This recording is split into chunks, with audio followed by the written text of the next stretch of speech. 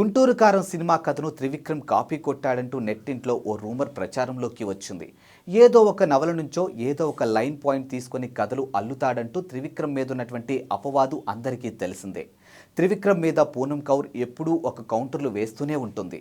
పేరైతే ఎప్పుడూ నేరుగా ప్రస్తావించలేదు, కానీ గురూజీ అంటూ మాత్రం త్రివిక్రమ్ మీద సెటైర్లు వేస్తూనే ఉంటుంది.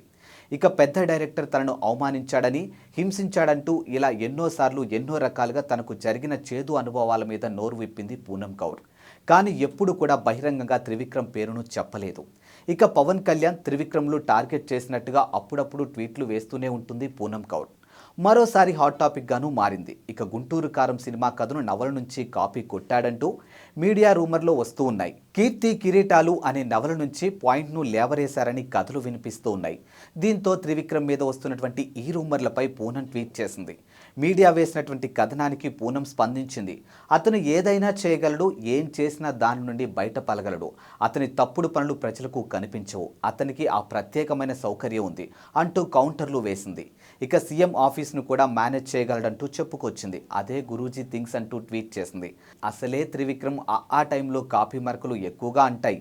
ఎద్దనముడి, సులోచన రాణి రాసినటువంటి నవలు ఉన్నది ఉన్నట్టుగా తీసేశాడని, నేటి తరానికి తగ్గట్టుగా మార్పులు చేర్పులు చేశాడన్న సంగతి తెలిసిందే. ఆ తరువాత పవన్ కళ్యాణ్తో చేసినటువంటి అజ్ఞాతవాసి టైంలోనూ కాపీ ట్రోల్స్ ఎక్కువగా వచ్చిన సంగతి తెలిసిందే. అది ఏకంగా హాలీవుడ్ మూవీ నుంచి కాపీ కొట్టేశాడు. ఇక ఇప్పుడు ఈ గుంటూరు కారం మీద కూడా అలాంటి విమర్శలు ఎదురవుతూ ఉన్నాయి. గుంటూరు కారం సినిమా జనవరి 12న విడుదలకు కానుంది. ఇక ఆల్రెడీ ప్రమోషన్స్ కూడా ప్రారంభం చేశారు. సెన్సార్ కూడా పూర్తయింది. ఇక U/A సర్టిఫికెట్ కూడా రాబోతున్న విషయం అందరికీ తెలిసిందే.